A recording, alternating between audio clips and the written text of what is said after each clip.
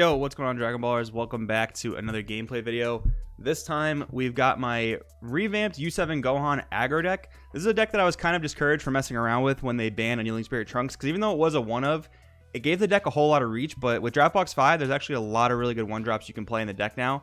One of them being the new Shin Black one-drop. It's literally a one-drop U7 cantrip, which for a long time, I've talked about the deck needs that card, a card like that.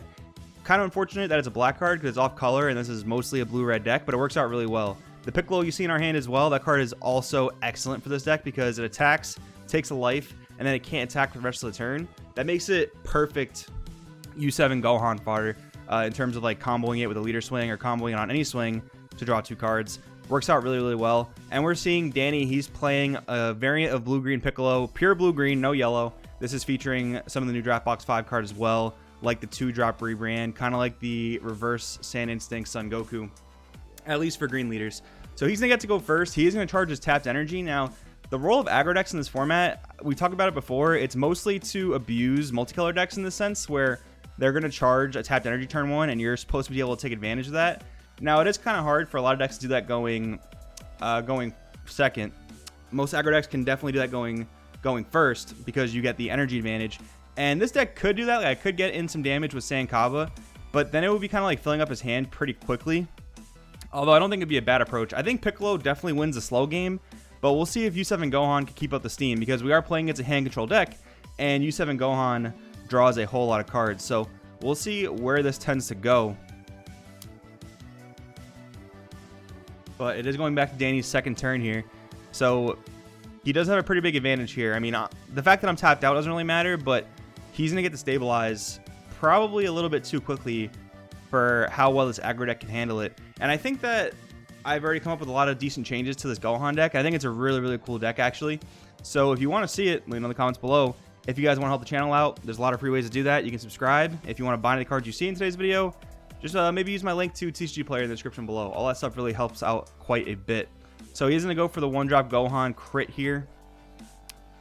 Doesn't really hinder him too much. You would think he's playing against an aggro deck. He doesn't want to take any life, but eventually he needs to get 3 life anyway, so he can use his surge abilities. And turn 3, turn 4 isn't too early, I guess, for Piccolo, especially in the pure blue-green version.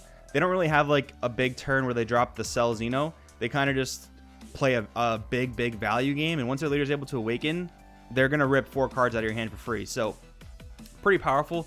That's why I'm trying to stock up as much as I can on cards right now. You notice I play the Shin, I play the Intensifying Power Trunks, and the card on his screen that you can't see, I guess my image packs were a bit messed up, but it sells Earth Destroying Kamehameha. It does pop up on the screen in the top left a little bit. But anyways, that's the sell extra card. If your leader is green and all your energy is green, which blue-green energy does count, you get a 15k combo, and you get to rip a random card out of your opponent's hand. So he gets out of my 20k crit for 1 card, which is pretty unfortunate for me. I definitely wanted that crit to land, but I mean, those 15k combos are pretty ridiculous.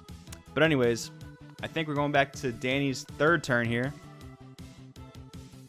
I did want to get that crit off, but I'm still just drawing as many cards as I possibly can. So I'm just trying to stockpile advantage as much as I can. Looks like Danny's going to attack into the Trunks, so I'm going to have to let that go. I don't really have an efficient way to save it, nor do I really need to. So if you guys want to pay attention to the life totals, I know playing on Octagon is a bit annoying to follow, but for the quarantine time we're in right now, it's probably the best we got. So pay attention to right where you see the crossbow TCG symbol next to my face. Right there, you can see both our hand sizes and both our life totals. So just keep those in mind. He's going to go for a double strike crit, though, and hit me down to 4, which definitely hurts. Yeah, one of the problems I noticed with this deck was that there were way too many threats that cost a life to do damage with. So one of the ways I've fixed the deck since the stream, which was probably over a week ago now, I've found some ways to play some threats that are still pretty cheap, but not very life costing, I guess you could say. So yeah, since we're at 4 life, we're charging the Intensifying Power Trunks here. You definitely want more red in this variant because you do have a lot of red threats that aren't U7, like your cooler rivals, for example. So you do need a good amount of red energy. You need blue energy for Bean, but luckily when you play your U7 battle cards, doesn't matter what energy cost, or what energy color you pay, rather. So we are going to go Goku into the Gohan, and this is because once you awaken with the Gohan leader, you can combo with your U7 battle cards that are in rest mode. So it's pretty insane here. We're going to swing leader to leader, see if he negates, but probably not going to. I would imagine he would save those for some more threatening attacks. Okay, he is going to negate because he knows my big draw turn's about to be there. So it looks like he's not going to let me get there. Now we'll see if I try to force another attack. So the reason I want to get the attack off is because I want to combo with the Shin on my unawakened side, then awaken and combo with that rested Goku. That would let me draw 4 cards in 1 turn, and that's what I'm hoping will get me over the hump of his crazy hand control. But his leader can basically rip 4 from my hand for free, on top of things like Piccolo Special Beam Cannon, on top of things like Earth Destroying Kamehameha, the Rebrand 2-drop, which luckily I don't think we've seen yet. I haven't seen him send one to the drop area or anything like that, so that is a lucky strike for us. Piccolo probably going into the Goku here. We're going to negate the attack. Yeah, the way that a lot of these decks play nowadays, they only really do things through arrival. So negating the attack there pretty much ended his turn. I mean, he has a ton of defensive energy, but the nice thing is all of our plays are basically 1-drops. So if he wants to pay 2 to stop a 1-drop play, I'm generally going to be okay with that. I want to play another Goku. If he does Vegeta the Cruel or him potential, it really doesn't matter. Vegeta the Cruel hurts a bit more because he will pick another card out of my hand, but I just want to find cards. I really want to find super combos at this point, but I guess we'll do with another negate. We will play a Shin, and I actually have an answer to Vegeta the Cruel, which is pretty funny and pretty nice actually. It helps out a lot. So we are going leader into leader. He is at 5 life. So I can actually keep him at 4 here and prevent him from ripping my hand to shreds. Unless I decide to go in more after this, but we'll see. So yeah, we are going to combo 2 Shins. You want to make sure you combo your Shins when you kind of don't really care what you're comboing with, because you want to keep your red and blue combos for when you want to rival cooler. That's pretty important. So making sure you're able to keep track of that. When you're just drawing cards, combo the Shins when you can, but I would save the blue and the reds for when you want to bring in the coolers into play.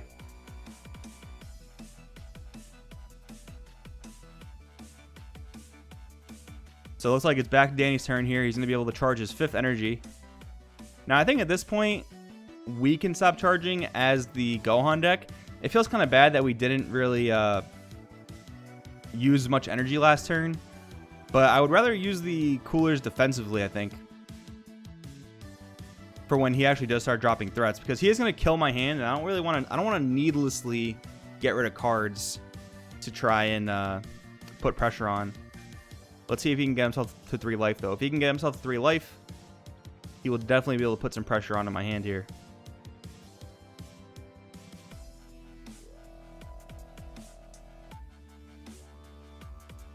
He's going to charge the Rebrand 2-drop. That's pretty interesting because, again, I don't think he has one in his drop area. But we'll see just what Danny's going for here. So it's like from there, he'll just pass his turn. Definitely an interesting choice. But I do have to attack him to draw cards here, so heck, maybe the better play here would have just been not attacking. That could totally be a thing. But it looks like I am going to do it. I do want to go to 13 cards in hand. That would be pretty nice. Yeah, and like I guess I'm going to rival cooler here. Okay, so we're going to try and put pressure on. If I'm going to awaken him here, I want to make him spend some resources to stay alive. Although in his deck, he can do that for free, basically, which is kind of frustrating to deal with. But I do have 2 20k double strikers on the board, so we'll see if these manage to do some type of damage to him. I should have also charged another blue at some point in this game for my Dimension Magics. But that's okay. Not really. I did mess up, but, you know, it is what it is. So he's going to combo out of the 20k double strike with the Earth Destroying Kamehameha. That's such good value. It's actually kind of frustrating once again. But we're going to go to a 35 double strike. See what Danny does here. He could easily just awaken and get out of it. If he happens to have, like, yeah, there we go. Piccolo Special Beam Cannon. He'll rip one out of my hand. He'll rip another one out of my hand, go to 30k. So he needs 10 more to get out of this.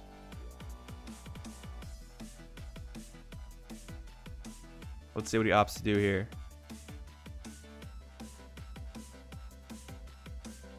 And if you guys want to learn how to play on Octagon now that we can't really go to locals, make sure to check the channel. I do have an Octagon tutorial setup video, so make sure to check that out. He is going to make me bottom deck a card with the 18 super combo. And that just hurts, man. Like, 3 10k combos that all kill a card in my hand. So he's going to just put one of the coolers to my energy and combo out of the attack. And he's going to drop the Goku Defender of Earth. He is playing UI Goku in this deck, the one that evolves over a 5 cost or higher Goku. Bounces the board. When he swings, I can't combo. I can only negate it. But it's funny because actually if he does play that UI, he's going to put a negate right in my hand. So I don't think he's going to necessarily go for that. I think he wants to just go for the Battle of Attrition. And he is able to awaken here, so I will easily go to 3 cards in hand once he uses his leader ability. We will see what he opts to do here, though. And it's crazy, too. Like, I was pretty recently at 13 cards in hand. Now I'm down to 5. He ripped 3 with those 3 10k combos. And he ripped another one with the Goku. So that was 4, putting me to 9. I got rid of another 2 in order to drop the coolers. I think there was a Earth-destroying Kamehameha in there at some point. So, yeah, and I remember this point in the stream we're talking. We talked about Danny charging a negate, and when your opponent charges a negate, they're going in. They're trying to kill you, so definitely a good thing to pick up on once you're able to acknowledge something like that. So I'm going to negate here. I did talk before about how this deck needs to do things via arrival, do most of the things during battle in order to get a lot of its plays off. And luckily my hand's chock full of negates. I don't think it'll really get me anywhere, but we shall see. 25k at leader. There's a Roshi negate.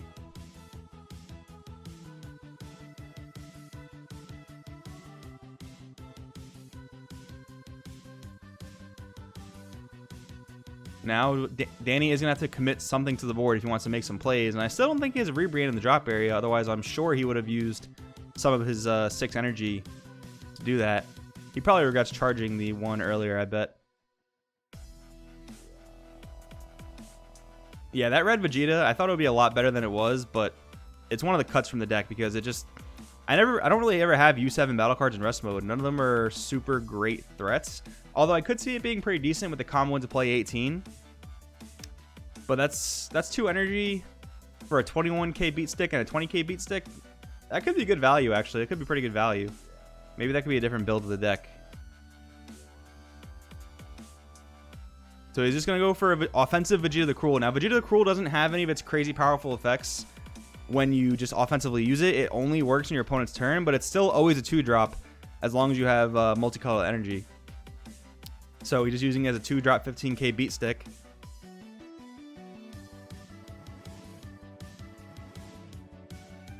So I'm going to negate the Vegeta swing. I know he's trying to do something here that requires him to be in the combo step, and I'm just trying to prevent that. He's going to awaken. Oh yeah, and my hand is gone. My hand is absolutely gone.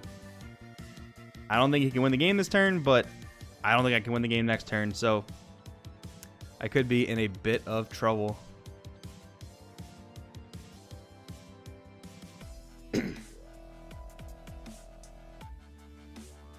Checking my own drop area for some reason.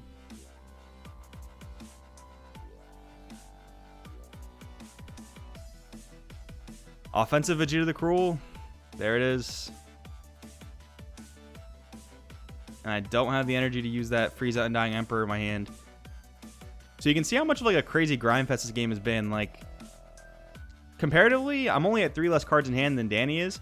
And I actually have 4 or 5k combos on the board. So you can almost count those as cards in my hand because there's combo fodder. But we'll see how Danny ends the game here. Alright, he's going to choose to not play the Vegeta the Cruel. Must have a better way to try and win this game right now.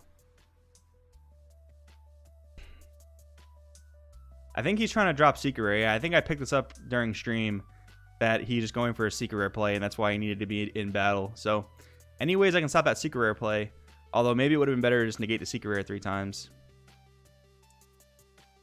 That could have been pretty good. But he is going to use the rebrand to rip cards out of my hand. And I think he used the leader ability to ramp. Which is kind of weird. Because he could have just ripped 2 out of my hand and not ramped. And kept 3 energy open. I think 3 energy would have been totally fine to defend himself with. But we'll see. We'll see if this 20k can get him to 2 life. I highly doubt it, but we'll see.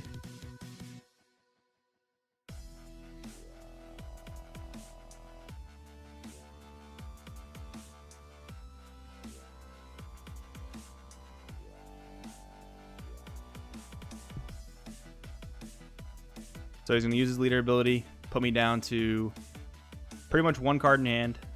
Not looking very good. He'll take it and go to 2. And I can't even combo into this cooler. I mean, I should, because there's no real other way for me to win. But if he has another Goku Gohan arrival, it just goes to my energy and I lose anyway. So I don't think I combo all the Roshis here, but I probably should have, because it's win or lose here. But I don't think I have a shot of winning either way. Yeah, so he's just going to pretty easily combo out of that. I pass back to him, and I think I'm saying my prayers that this 1 negate can get me through a turn, even though it definitely can't. Oh, there's the toe to rip it out of my hand. Heartbreaking. Yeah, this deck rips a degenerate amount of cards. It's pretty crazy.